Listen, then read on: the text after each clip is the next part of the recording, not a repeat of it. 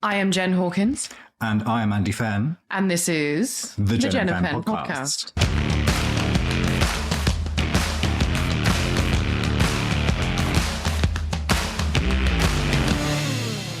Back by popular demand. Yeah. Said no one. Well, we've thought about doing this again for a long time. Yeah, this has been on the cards for a while. Yeah, should we go right back? Do it. Right back. So we became friends 12 years ago. Fuck off. 12 years. We met in... We've known each other for over a decade. Yes, we have. Which is outrageous.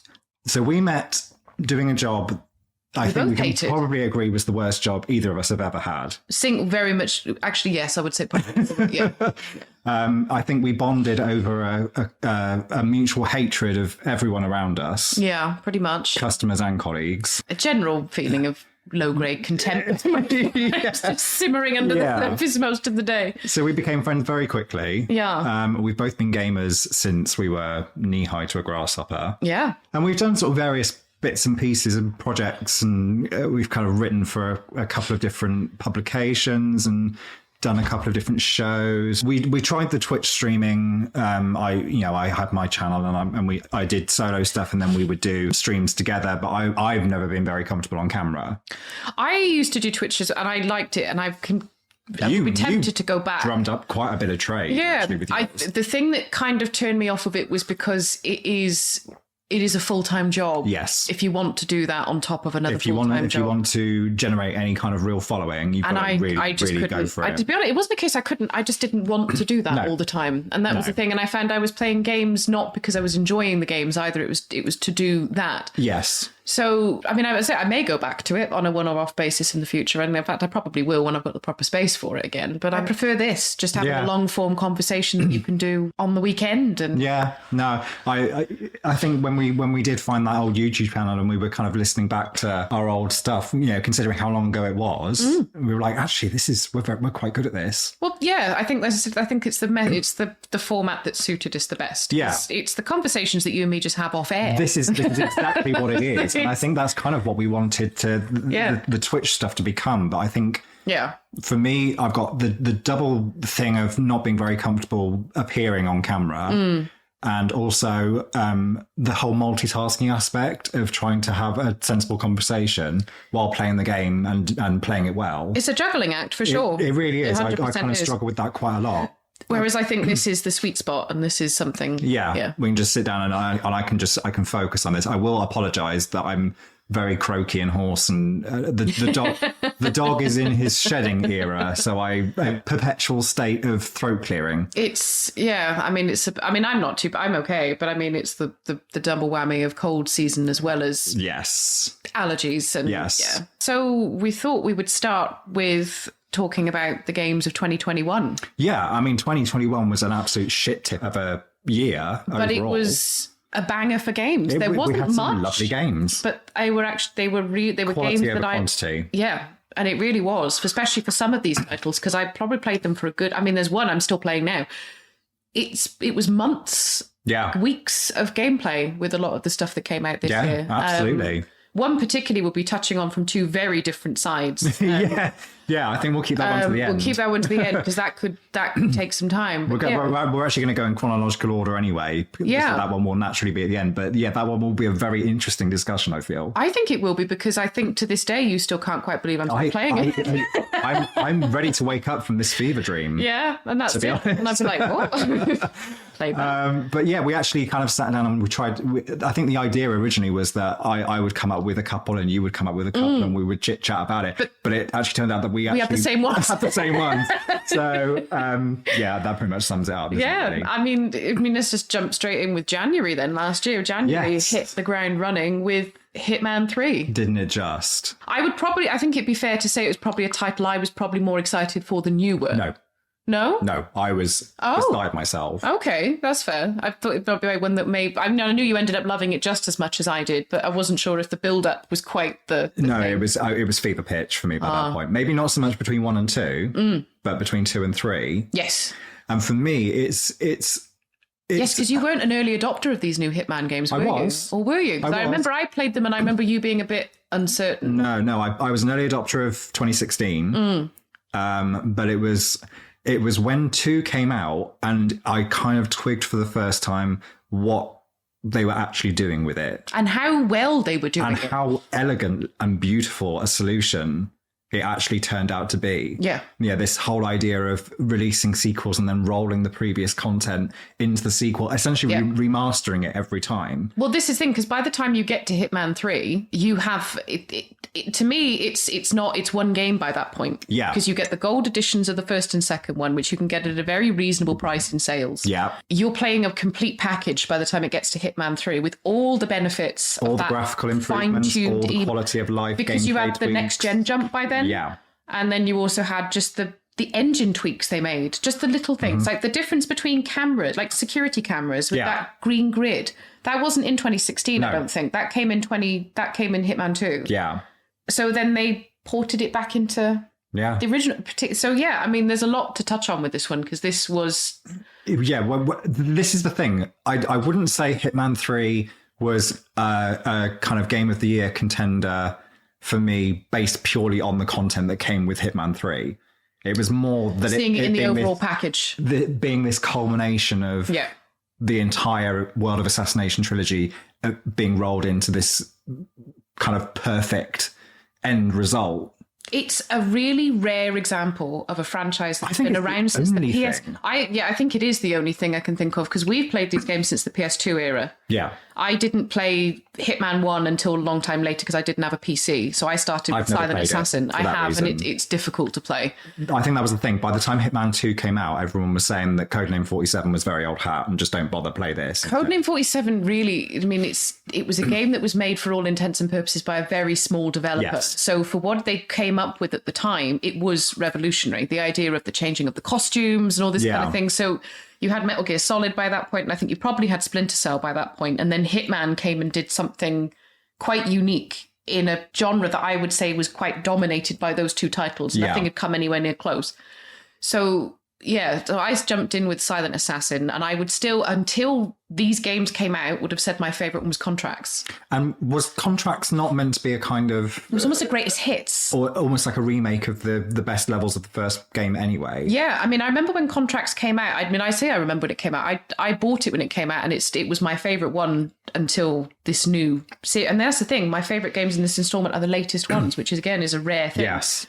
So I would have said the game... I mean, a lot of people's favourite is Blood Money, which I thought was great, but I still think Contracts was the best because they did this thing with Contracts that I found they didn't really do again. Maybe they came close again with this World of Assassination trilogy, but the tone of Contracts was really dark. Yeah, it was. Yeah, it's fucked up. It kind of went from being, the assassin, and there was all this kind of, it was almost a kind of an action adventure thing with the original games, I think. But then Contracts came along and did something that was almost, it had this gritty, nasty undercurrent to it. Like everybody, and I will say this, one of my very favorite video game levels of all time is the Meat King's Party. Yes. From Contracts. Is that the one in the fancy house? No, it's the one that's in the slaughterhouse, and it's like it's an S&M party. Right. And you've got that kind of thundering dance track going through the whole level. Yeah. And you've got the big fat guy that's eating raw chicken upstairs. Yeah. This perfect combination of, it's a perfect level. Like, there's so many different ways you can approach it because there's an opium den in it, so you can spike the opium and kill them that way. And it's just this perfect combination of what you think a contract killer would be doing. It's this sleazy, nasty place where the target it's almost a bit Manhuntish, isn't it? That's exactly what I think it reminded me of, because we were both big fans of Manhunt. Yes. So it kind of just took on this kind of underground quality to it. And it was just... And there were some horror elements to it too. Yeah. There was the hotel level as well that had the ghosts in it. It was a bit camp, but you were in the, and you could see a ghost in the mirror behind you. And that wasn't something... Again, it's almost a joke, but... It just kind of took this shift in Contracts that I don't think they ever did again, because Blood Money very much pulled it back thematically to the other ones. I mean, Blood Money could be camp as well. And to be fair, if you want to talk about a camp, let's talk about Absolution. I mean, the games have always... One thing I will give you, they've always, I think, since Contracts, I mean, maybe not so much in Silent Assassin, I don't remember it much in Silent Assassin, they've always had a sense of humour. Oh, 100%. And it's pitch black humour, but it's there. Funny. Like the exploding golf ball, which is one thing we have to touch on. Assassination. But yeah, Absolution was probably the only misstep, I would say, in the whole franchise. And even then, it wasn't a terrible game. It just didn't suit the structure. At the time, I loved it. Yeah, I did when it too. First came out on PS3 360. Well, it was a next-gen Hitman game, and we hadn't had one for donkeys. Yeah, it was... Played it again recently on that HD re-release. Absolute garbage. From beginning to end. It was too restrictive, but I would argue that it needed to happen because that was what then pushed them to World of Assassination, where they found the perfect blend. It's open, but it's also, there's a focus. You've got the mission stories. I appreciated Absolution for it having direction. And for also just not letting the franchise die. Because it could have died with Absolution. Yeah. But I found from Blood Money and before that, I always found Hitman to be, I played them and I enjoyed them, but I found them to be quite unpalatable because you were basically plonked in the level, given your target and left to amuse yourself. Yeah. I like Absolution because you have an objective, you have a focus. It was very narrative driven. There was a very clearly defined line of beginning to end in Absolution, I would think. And I feel like World of Assassination kind of blends those two aspects it distills it all down into this perfect combination where you're plonked into the level, you're given your target / targets, but you have the mission story aspect where it can kind of guide you, and you still discover stuff naturally through the challenges. And you can, because there's some really strange and wonderful stuff to find. Yeah. You know, it's just... I find the combination of the mission stories, the mission stories are great for playing a level for the first time or the first couple of times. And then you've then got the challenges that kind of give you a clue as to what you can do. And then you kind of have to figure out for yourself how you actually make that happen. Yes. Yes, it will tell you can drop a chandelier on Dahlia Margolis, but you have to actually figure out how you make that happen. How you get Dahlia Margolis into that room, and also so that no one else sees you drop the chandelier. I mean, I suppose that's the thing. I would argue Hitman 3, the thing is that with Hitman, I'm still playing it. I go back to it I go through a big period of playing nothing else but it for a couple of weeks because it's just so easy to do a couple of challenges, play another level because you really enjoyed the level, and then leave it for a bit, come back to it, leave it for a bit. And so I did during the summer this year, sort of the end of the summer until recently. I played the whole franchise from start to finish, the whole 3 World of Assassination games from start to finish. And it was a blast. Yeah. The worst thing you can say about it is that a couple of the levels are a bit, but they're not terrible. No. By any stretch, could they be considered terrible? I was about to actually ask you, favourite levels, discuss. Yeah, so what, in Hitman 3 or in the World of Assassination? This is the thing, we're not really talking about Hitman 3, we're talking about the entire kit and caboodle, really, because it is a complete package. Yes. I think it is the reason Hitman 3 exists is to obviously give you the final 5 levels and to conclude the story, which I think is good. And they're brilliant. It is. It never drops the ball in terms of quality of content. No, but it also brings in those engine upgrades that then go back to the other ones, and it just, like I said, it's a brilliant system of just keep upgrading games rather than, by the time, if you're a fan of Hitman, by the time you get to Hitman 3, you've got a banger of a package. That's it. You really do. It was one of those rare cases of sequels coming out and not trying to reinvent the wheel. No. They figured out they had a really good formula with 2016 and they just stuck with it. The only thing they dropped was the episodic release, which I can see why, because that didn't go down well. But I also didn't hate the episodic release. I didn't hate the episodic release. Because I found I was making the most of the content that was released at the time. I can understand why people didn't like it. Absolutely rinsing each level before the next one came out. Well, of course, because I mean, it just gave you so much to do. Yeah. The favourite levels of it, so the first one is is Paris. Paris. Yeah. Is still my favourite of the entire trilogy. Just a brilliant.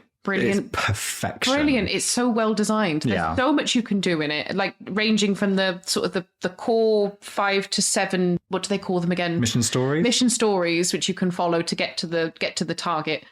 And then just the amount of bonkers extra stuff you can do, like starting the game dressed up as the vampire in the loft, taking the targets out dressed like the vampire. By the way, spoiler alert, we will be doing spoilers. Of course, that should have probably started with that one, but I mean, none of it will make any sense in context, I'm sure, but it was just, it's brilliant. Like, you've got this fashion show going on while all this intrigue is happening in the background, and that's my favourite story to follow in that level. Would be finding the supermodel Helmut Kruger, who, again, and that's the thing with the sense of humour in this game, that joke runs through the whole franchise. Yes. Because by the time you get to, is it which is the one that's got Hokkaido? Is that HITMAN? Is that 2016? That's the first one. Yeah. So you get back to Hokkaido later, which is the Japanese medical treatment facility. Yes. And there's somebody there having plastic surgery to look like Helmut Kruger.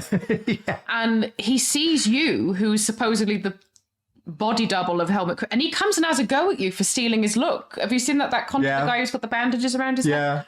So it's really self-aware little game that just has this, and it just executes everything so well. But the Paris level is definitely a highlight for sure. And that was a hell of a way to start it. Yeah.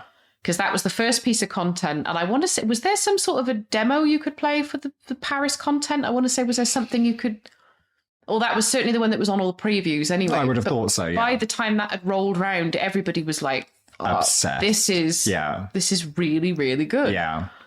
And that's the thing. I love that it kind of just came out of the gate with that, because that was the first proper episode that was released. Obviously, you had the ICA training and all that stuff to do, but maybe it was the ICA training that was the demo. You're right. Yeah. Okay. And then Paris was the first proper episode, and they literally came right down the chute. But that's the thing. I think the only thing that put a dampen on it for some people was the fact the content was released episodically, because if it hadn't been for that game is a 10 out of 10 game. 100%. People loved it. To be honest, most of the people who complained about the episodic content were people who probably were only vaguely interested in the game in the first place.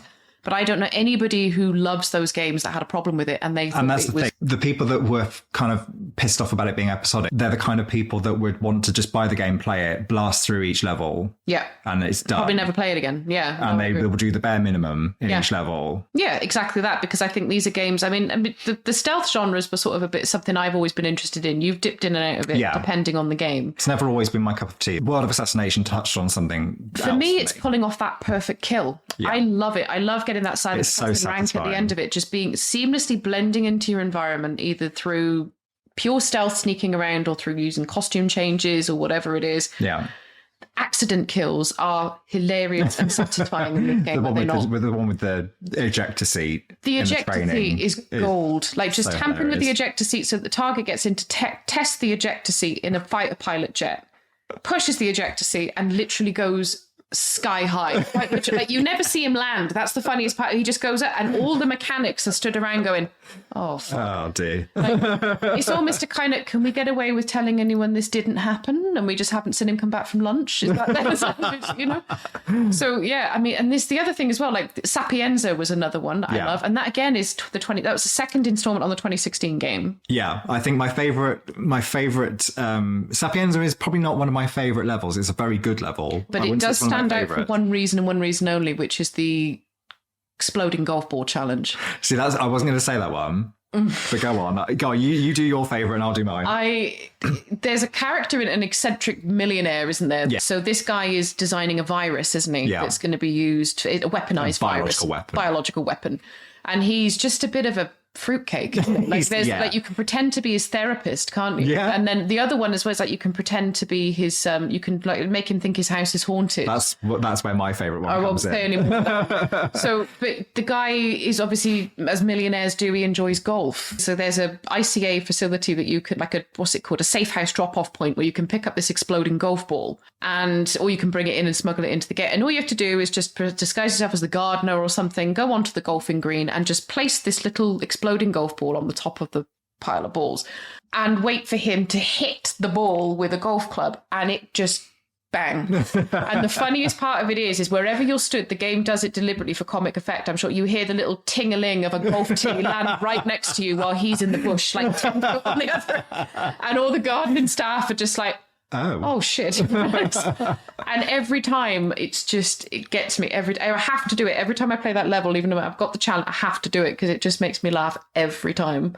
And that segues nicely into my favorite. I mean, it's my favorite because of how elaborate and insane it is. It's cruel. It's very cruel. There's a stairlift involved. There is a stairlift involved. Yeah. So the target's elderly mother lived there but has passed away. And was a very unpleasant woman. Her bedroom has kind of been preserved in this kind of eerie... It's a bit Norman Bates, isn't it? Very Norman Bates, yeah. She was a very controlling, very nice woman. So he thinks that she's come back to like... So he killed her. So then you can wind him up by making him think his mother's come back. Yeah, so it's this choreographed routine of creating this haunting in his mind. You put the record on, then you turn the stair lift on, then you go up to the bedroom and start ringing the bell. Yeah.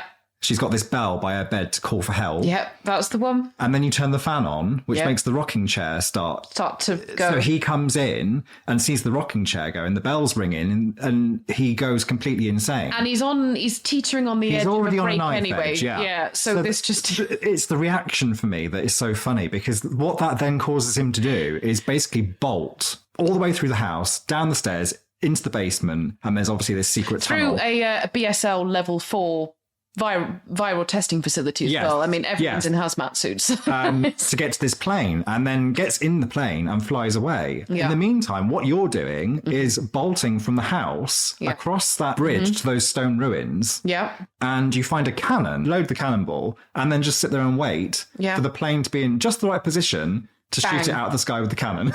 And that's the thing. It's just the level. I mean, it appeals to this kind of... It's a very dark... It's a sick, childish mentality, really, isn't it? It appeals to, and the more elaborate it gets, and the more you're determined to do it, you should feel ashamed. And you're just having a great time. I'm having the best time. So, I mean, other favourite levels in it. I mean, this is the thing. We've talked for 20 minutes about 2 levels now. Yeah, that's the thing. I'm kind of cycling through them in my mind. What was after Sapienza? Another favourite of mine is Bangkok, which is the hotel. Bangkok. I love the Bangkok level because it's so right on. You've got this very douchey hipster, dreadful, awful character. Jordan Cross, this inverted commas musician. Yeah, basically it's Jared Leto, isn't it? Let's call a spade a spade. He's got a top knot. He's got a rich daddy. And again, garbage person. And who else is it? It's a lawyer, isn't it? Who is Morgan Fairchild? I think it's Ken Morgan. That's it. So it's Ken, and he's a very good friend of the head honcho of Providence. So that doesn't become apparent until much later. And that's the thing. 2016 is kind of setting up this kind of seemingly weird and wonderful selection of contracts that all become quite all tied together at the beginning. It becomes very significant in the air. By about the middle of 2 onwards, I think you start to sort of see the big picture. Yeah. So Bangkok is great. Is it Colorado after that? Colorado, I think, is one of the weaker ones. Me too. Not my favourite. No, it's not terrible, but it's one of the weaker ones for sure. Colorado, for me, strikes me as a very important level narratively. Yes, that's exactly what it is. It functions to me as a narrative. But it's not necessarily the best in terms of actually just getting in and playing. It is a narrative springboard from that point. It's not a terrible level. There's some really fun things you can do. There are worse levels. It's just not. And then it kind of recovers completely with Hokkaido, which is a great fantastic level. Which is another one where you can pull off some really sick and twisted rubbish. It's disguising as the yoga teacher. Oh, that's my favourite. And kicking her over the edge. Off the ledge. But also getting into the guy who's having the surgery, the experimental surgery done. And you can do all these... with the robotic with the AI that's doing the surgery, or you can just call a massive power failure and all this kind of thing. Or you turn off his life support. Or go down to the basement and find the replacement heart. Yes. They've got this like synthetic heart that they've like... The stem cell research, and you can just destroy it. Almost like this 3D printed heart or something ridiculous. It's been painstakingly made for the guy, and all you have to do is just go in and destroy it. So you haven't killed him, but he's not going to get his heart. Because he's halfway through surgery and he's not going to get that heart. Exactly that. And it's just, I mean, there's another one as well where you can just go up to him as 47, isn't there? And he'll have a heart attack on the table because he knows who you are. That's it. Yeah. So that's another banger. And that's just the first one. I mean, the second one, I really like the Miami level. Miami is absolutely fabulous. Just for what you can do with the race car. And again, this is Hitman 2 coming straight. To be honest, we've kind of skipped ahead because I actually love that training level in Hitman 2. Which one is it? Oh, is it the house? On the beach. Yes, that is a good one. It's a nice compact little level. But it is very good. You can do a lot with that one. That is a good one because you're just sneaking into this house and then they come back, don't they? Because initially you sneak into the house and you're just nicking stuff. Yeah, and then they come home, don't they? And then you've got to take her and her partner out. Is it there's 2 people or is it just her? I think she's the only target, but you sometimes have to take him out to get to her. Yeah, so usually you just sort of smother him and put him in the wardrobe while he comes cutting around the bathroom in the middle of the night. Quite rightly so, going, where have you gone? Yeah. But that's another one. It kind of has this wonderful illusion of size. Yeah. And there's loads to discover because you look at there's a challenge for discovering all locations, isn't there? And there's usually about 47 separate small locations in a level to find. But when you look at it on the face of it, these levels aren't huge. No. but they do so much with the space to give that illusion of... And Miami is a really good example of that one. It's a great example of that, yeah. Because if you look at it on the face of it, Miami isn't a massive level, but you've got two huge sections. You've got the racetrack, and then you've got the executive building. Yes. The Kronstadt building, which is another great contract. You can... So they've got this facial recognition AI security system. That's my favourite way of taking out the dad, yeah. And you can put the dad's photo in it. So when he comes to give his brief to the investors, it's like Ed 209 from Robocop. Yeah. You know, and he's like, oh, put the gun down and pretend to put your hands up. And the AI doesn't recognise he's done it. So it blows him away in the middle of a board meeting. It literally, and I suspect that was the inspiration for that. Yeah. But it just murders him brutally in front of the whole board. And they're all like, yeah, we won't be investing in that. That's fine. We have some concerns. Yeah. And with her, you can pretend to be pit crew, his daughter, and you can sabotage her tyres. Take the wheels off the So she'll car, just go straight into a concrete wall, which at 200 miles an hour is not the way to go. I also enjoyed poisoning the champagne in the trophy. Yes, the other one I like is when you do the hot shot challenge with her when she's doing the hot sauce shots, and you can fill it full of, I would assume it's some sort of chemical you put in a race car to help the accelerant, isn't it? You can put that in a drink. Yeah. Actually, no, that's it. You put it in the drink, and of course you have to light the shot. Yeah, and it's highly flammable, and it just blows her head off. Yeah. Which is another one. The other one I like as well is she's going to that little medical facility and having what is clearly a very wanky vitamin drip. Well, is it vitamin drip or is it giving her an amphetamine? I can't remember. Something like that to keep her going because she's just and you can obviously turn up and pretend to be the doctor and administer an injection. Again, that's another one that's got so many possibilities to it. What else is in Hitman 2? So we've got Miami. This is the thing, they all kind of blur into one. They do. This is the issue with it. 2's got Mumbai. Mumbai is one that I didn't really like the first time I played it, but when I replayed recently, I actually really like it. There's loads to it. Mumbai is what I don't like about Mumbai is going to get that woman.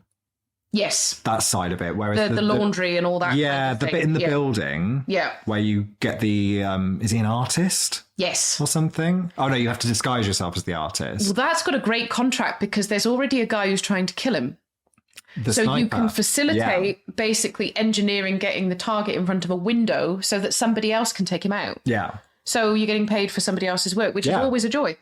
That's another good... Yeah, you're right. That because he's a Bollywood film director, isn't he? The other good one is you can turn on a massive fan. Yeah, blowing him off the roof with the fan. There's like this massive wind fan for the set, isn't there? And you can turn it on while he's having a photo taken, and he just blows him off the building, which is just... And that's the thing. It shouldn't be funny, but so much of it is so funny.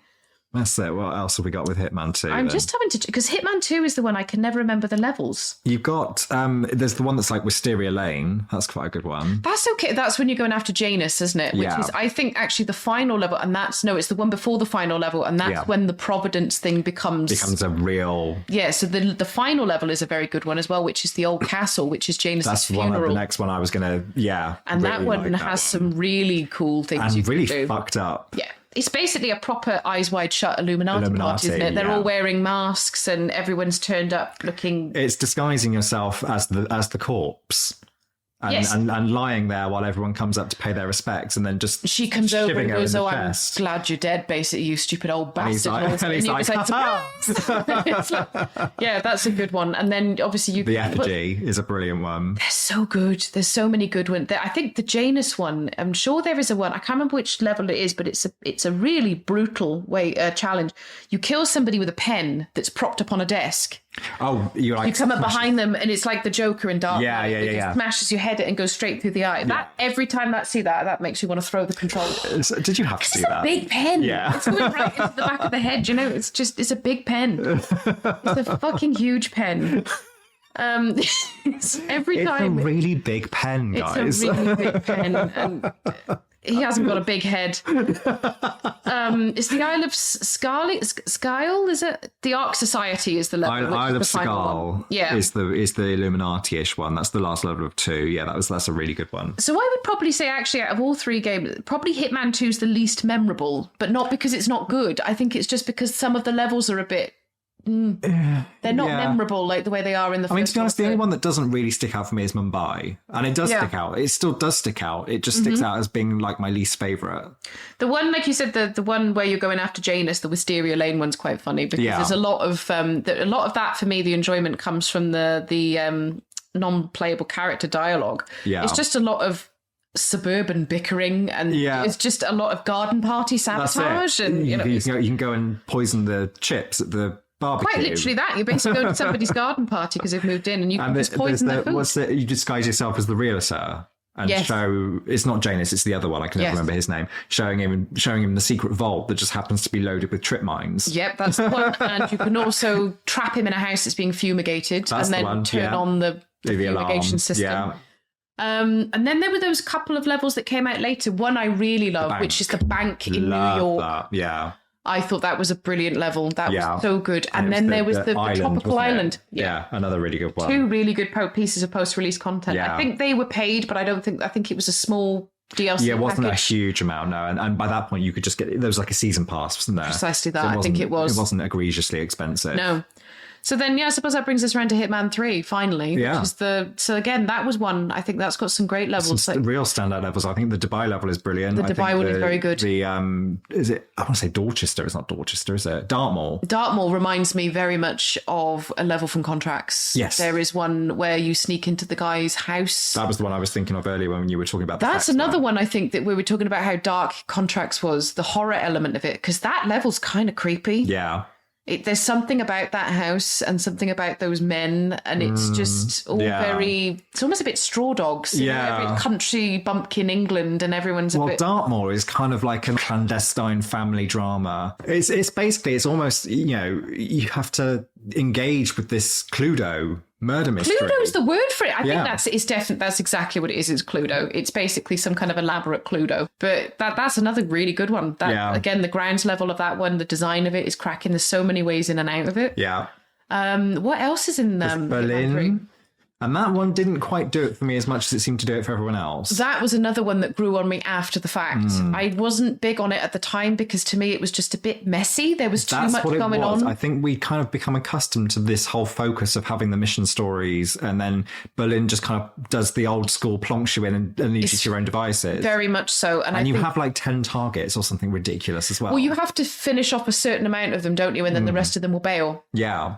And there's certain, but again, that's another one. I think the more I've done that one, the more I've enjoyed it. Yeah. So the more you go back and do some of the challenges, the more you see of Berlin. Yeah. And you realize there actually is quite a good structure to it. It is actually quite carefully constructed. It just it's a lot to get your head around. I think when you kind of have gotten used to. It's having a big level in the sense that there's a lot to it. There's a lot of different locations, and to be honest, it's very easy to get lost in that. And it's a lot of trial and error. Yeah, there's a lot of trial and error in that one for sure, because it's very easy to get lost in that level. Like trying to leave the level once you're in that nightclub is a fucking nightmare, which I imagine is by design. Yes. You know what I mean? But it's just, you're going up a flight of stairs, you think you're going towards the front door, but no, you've just gone out to the juice shack again.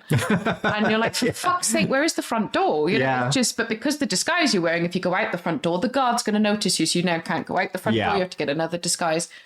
That's another one that grew on me way after. But that again is another one I think that's more exists to progress the story. Yes. But that's the thing I love about it, is just this. That's what appeals to me about Hitman most of all, I think, is just this carefully. I get a real kick out of pulling off those perfect kills. Yeah. Those perfect, seamless kills where nobody knows you were there. You come in, do your thing, and left. I find it so satisfying. Yeah, and that's the appeal of stealth, any stealth game to me. Similar with things like Splinter Cell, when you used to go and get the ghost rankings in Splinter Cell. I just find it a really satisfying gameplay mechanic. It's not for everybody, but then Hitman, the newest one, it does kind of give you the option to go and it's not. You will be punished for it in the sense you'll never get the top scores, but it's still open and there is that option to do that. That's it. And I'm trying, is there anything else in Hitman 3 that we can... I'm trying to think where it is specifically, but I think it's China. But that for me is one I think that I love most just because of the design. You know what I'm thinking of? I do. It's like you run the neon street and it's pissing with rain. You've got this underground high-tech lab. Which is literally underneath a porta toilet. Yes. Yeah, you literally open a portaloo, don't you? And it's like, okay, here we are. I know exactly the one you mean. That was probably one of the ones that didn't hold up for me too much. I really enjoyed that one. I liked it, but I liked everything above ground more. I wish it had been in there. The opposite for me. It was a bit Hive, a bit Resident Evil's underground. I love that. It was kind of the wonder of... that's what I mean. I'm not saying it's a bad thing, but that's what it reminded me of. You go through this shitty shack door and all of a sudden you're in this, as you say, Hive. Yeah. I liked it a lot. I love the thing I love about that one the most is I love the design of that level. Yeah. The design is beautiful. The colours, and that's another one you can, if you decide to really explore the street level environments, because there's lots you can do up there. Because like you can facilitate a meeting on a bridge, can't you? Yes, and then shoot them both with one sniper bullet. Yeah, or you can cause an explosion nearby, or you can make a light collapse on them or something to that effect. But that's another one. There's a lot going on in that level because he's doing some weird, like, is it mind control experiments? It's some sort of... I can't even remember. He's basically got these people in there and he's doing something with the human brain. Do you know the bit I'm talking about? One of the targets. Yeah. He's up in a above ground building and they're doing some sort of awful experiment on, and he's doing it as well. And I think it's to try and push the limits of human minds or something like that. Really hokum rubbish. Because I think you can kill him by causing some sort of an aneurysm, can't you? Like basically, it's really grim. But I liked that bit more than, I loved the underground bit, but I just thought the design of the street and everything, I was really immersed in that. So going underground into this kind of clean facility, I liked it. But I really loved I just like the juxtaposition of the two elements. It does I just work. thought it was so insane, but it just worked really well. And then the one after that, I think, is the it's the black tie. Argentina. Yeah, which it is Argentina, isn't it? It's the big. It's like a wine party. winery. Yeah. That's another good one because there's a lot of possibility there. And the other one I loved about that is the fact that Diana Burnwood is cutting around in this level. So there's this big meeting of Providence going on underneath the vineyard. And it's this one guy consolidating his power while Diana's also making a play for the power. And it's this big meeting, isn't it? Because one of the targets you can kill by not killing her.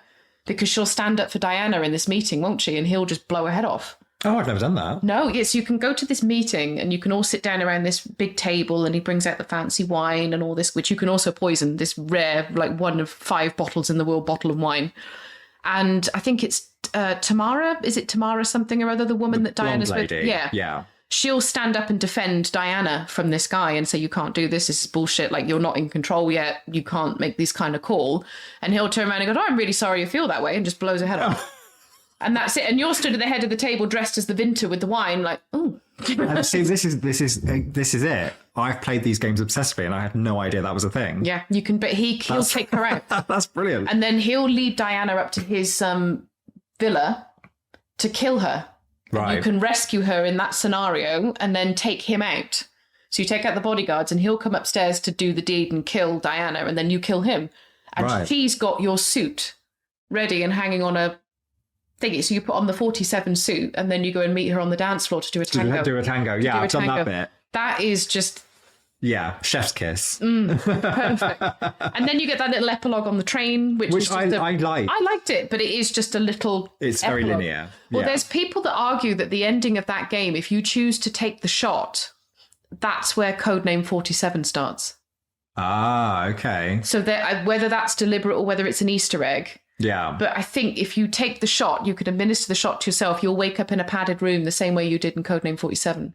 Right. So I think the idea is it can come full circle. I mean, it probably isn't canon, but there is that Easter egg there. Or Art of Assassination was a prequel the entire time. Arguably. Could be. That's it. I don't know if that's... Which would also then kind of think, you're like, Diana, you shady bitch, the whole time. You know, we just, But there is so much to talk about with these games. That's it. It's just so good. I mean, if you haven't played it before, then you probably should have switched this off after 5 minutes because we've probably spoiled a lot of stuff. But then again, as I said, to me, if I listened to this having never played it, I would be thinking this makes absolutely no sense. You have to experience it. You do. And if you've got PlayStation and you've had PlayStation Plus for the last however many years... You have no excuse. You've had Hitman 2 at the very least for free. Yeah. So if you've got it in your library and you've never played it, download it. Do it. You can jump in at this point. It just so happens that they're about to release this Hitman trilogy bundle. Have you not seen this? No, I haven't. They're doing the Hitman trilogy. I'm not entirely sure what that actually entails. There seems to be a school of thought that thinks that it's all 3 games in one pack. That to me doesn't make a lot of sense. I would imagine, if anything, it's a copy of Hitman 3 with two DLC passes. Codes for the gold passes. That's what I would probably say it is, because I don't understand why they would want you to kind of play an inferior version. It'll be a copy of Hitman 3 with the 2 passes. The codes. Yeah, with the 2 codes. That's what I would assume it is. But the real kicker, it's going to be on Xbox Game Pass day one. Ooh, in which case you have no excuse. No excuse. No excuse. You're getting 3 games for one in one bumper pack. Like, I can't even begin to the value for money there, especially if you're getting it for free. That's it. The value and quality, we can't impress upon you enough just how good. But that's the thing, and it goes back to what we were saying at the beginning. It's a franchise that's been around since the PlayStation 2 era, PC era. It's old and it's peaked with its final installment. Exactly. Because they've already said this is it. They're not doing any more now, which is a crying shame. I would be shocked if that's actually the case. Well, they're working on a James Bond game, aren't they? It's something like that. So, I mean, it's spiritually going to be very much the same, I would think, the Bond thing. I mean, I'm interested. I'm not a James Bond fan, but if it's made by these guys, I'll play it. Because I would imagine there's a lot of crossover there. Yeah. But I would be shocked if we never saw a Hitman game again. Well, on the face of it, this is the end, and it is a hell of a fucking way to go out. Yeah. If you're going to end a trilogy, I mean, I would love to play another Hitman game, and I'd be pumped for one. But if this really was the end, I'm like, you finished it. Flawless. You've tied it up with a lovely red bow, and it's... And even the lowest points... there's levels like Colorado and Mumbai. And it's only because the other levels are so good. Exactly. It's a testament to how good the rest of it is. Yeah, that's and exactly it. Even the levels that I don't like, it's only half the level I don't like. Yeah. Like going after one of the targets, I really enjoy that bit. Yeah. It's just this story with this target that just doesn't do it for me for whatever reason. There just are those couple of levels that sort of just serve to facilitate, to advance the plot, and that's fine. Yeah. But the ones where it's just the sandbox element, like probably Paris is the best example, I would imagine. Paris is just perfect. Unreal. Paris is perfect. It's got the look, it's got the feel, it's got the... It's just that everything about it is just great. This fashion show with this music pumping, and you just think this is just a really cool game. And you can drop the light on the guys with this is it. I always, if I'm going to do it, I will do it dressed as Helmut Kruger. I'll go to the meeting with Dahlia. Take Dahlia out, and then I will change and I'll sneak up to the attic and I will drop the lighting rig. On top of the guy while he's giving his big speech. Yeah. It is. It's the perfect symphony of all of Hitman's mechanics working together at once. Yeah. Flawlessly. It's just this image of dropping the lighting rig on him, and of course the entire room is flooded with people, so you drop the lighting rig on him, he dies, and you just see this sea of people just running. Scatter. Yeah. All the while this is like a major fashion show, so there's like television coverage. We just created a huge incident. Literally, like this is like, what's it called? TMZ are rushing to get to the show. Yeah. It is, but it's perfect. It's taken an entire catalogue of games from start to finish. It's taken everything that was good about them, removed everything that didn't work, and then added it onto something else. And it's just managed to distilling the entire... I think it's damn near a perfect game. Yeah. If you look at it, the 3 games as one package... It's a perfect game. If this is a genre that appeals to you, you can't beat it. If you haven't already played it, I've got questions. So Me too. It's like, come on. You need to sort your life out. But it's a perfect package. And I think to start 2021 with that game, I was totally spoiled. Oh, yeah. Totally spoiled. And just weeks and weeks and weeks of content to wade through. Also then taking the excuse and opportunity to go back and do the other ones again. Exactly. It's a package. I think if you're going to, it's almost like what we're going to come on to in another episode, which is Mass Effect. If you're going to play Hitman, you have to cast aside a good period of time to do it, because you're going to go back through everything. Yeah. You're going to want to see everything. Yeah. It's a fine-tooth comb. It's an experience that has to be started. It's like an onion. Yes, because that's the thing, and the story is like that. You're unraveling the shadow client it starts with, and then every time you play a level, you will unpeel another layer of that onion, and you will discover something that you haven't discovered before. That's exactly what it. You've just told me. About that level. It's news to me. That's the thing. There's so much of it that is like that. There's so much stuff that you just wouldn't find unless you were deliberately upon it by accident. And the thing of it is, there's no shame in using a guide. No. A couple of times I've used a guide because I'm like, I'd like to see how that works. So I'll just get enough of the guide figure out how to do it, to figure out how to trigger it, and then I'll do the rest myself. And then when you find it, you're like, this is amazing. It's so satisfying. So cool. I loved Hitman, and that was my Christmas present. I think from my sister. She pre-ordered it for me for Christmas. Good on her. And it started 2021 with a bang, and obviously because of all the nonsense that was going on in 2021 at the time, no one was going anywhere, we weren't doing anything. It was the perfect companion to being trapped in the house. It was a banger. And if you haven't played it, we implore you, pick up a copy of Hitman 3 and download the gold passes, or wait for this bundle pack to come out. And you will not be disappointed. One of the very best games of the last generation 100% for the last 10, 15 years, I would say. Yeah, looking at the trilogy as a whole, I would say, one of my favourite games of all time. Yeah. As a complete trilogy, I would say it's probably one of my favourite games of all time at this point. I would agree. And it is a banger. Well done, IO. Well done indeed. Like, that's the thing. Their next game, which is supposedly a Bond game, you know it's going to take some spiritual lead from this. Oh, it And I has said, to. I'm not a Bond fan. No. But I love stealth action games. I love spy espionage drama. So I'm going to play it because I've got no doubt it's going to be a cracker. I have faith in this team. They are just... I know they were criticised at various points for various things. We touched upon the episodic nature of the first game, but then you have to look at what they've achieved. And then there's also this always online element, which we could have done without. I agree. I think it's easy to forget that there are places in the world and in the country that don't have great... It's not a problem for me, so I kind of forget and think, what are you complaining about? But I do get it. I can see how grossly unnecessary it is. It is. That's the thing. It is unnecessary. I'm not quite sure why that was a thing. Because of that, we had all that chaos when Hitman 3 first launched, where people couldn't even play it because the servers just were on their arse. No, you're right, actually, because I think... That first 2 days or so, wasn't it? Did you play it on console or did you play it on PC? Console. All right, because I remember you had some significant problems with it when it came out. Day one, it was fine. By about halfway through day 2, it was on its arse. And you just couldn't do anything. No, the whole servers had just crashed. Yeah. I mean, that's touching on another thing we haven't even touched on because it's not something I've actually done an awful lot of, which is the community contracts. No, I haven't even scratched the surface. I did them in Absolution. There were loads of them in Absolution, and I did play a few of them, and I liked them because it was quite funny to see what people would come up with. Some of them were just wild, but I didn't... It's not something I've played in any great depth, but I really, really love Sniper Assassin Challenge modes. I thought they were great fun. I enjoy the escalation contracts, the ones that are built in, the ones that were made by IO. I haven't really done a lot of the... Yeah, because there's Patient Zero, which is a series of games, is a series of levels, isn't it? And that's the one about a virus again, isn't it? That's about a virus that's breaking it. So you're following a chain of destroying this virus. And then there's another one as well. I can't remember what it's called. There's about 3 separate mini campaigns. Yeah.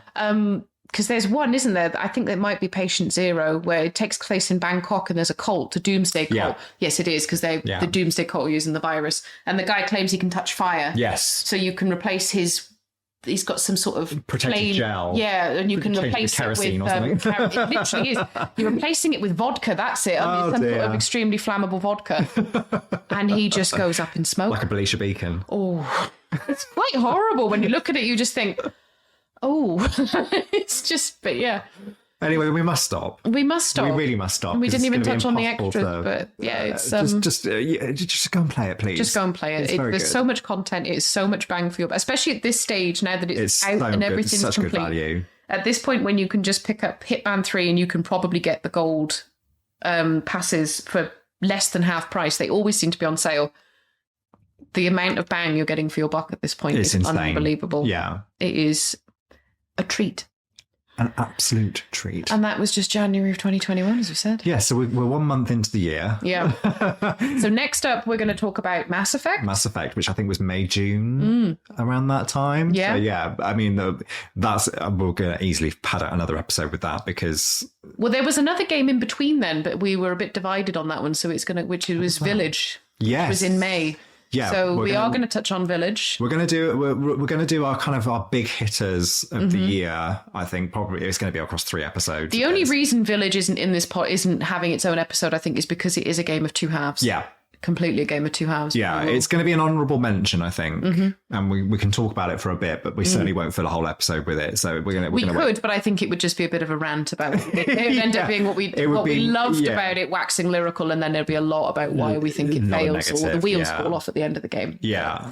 Yeah, we're going to do honourable mentions and dishonourable mentions and a combination of the two in another episode. But next one will be Mass Effect. Was it Enhanced Trilogy? What was it called? Legendary Edition. That was it.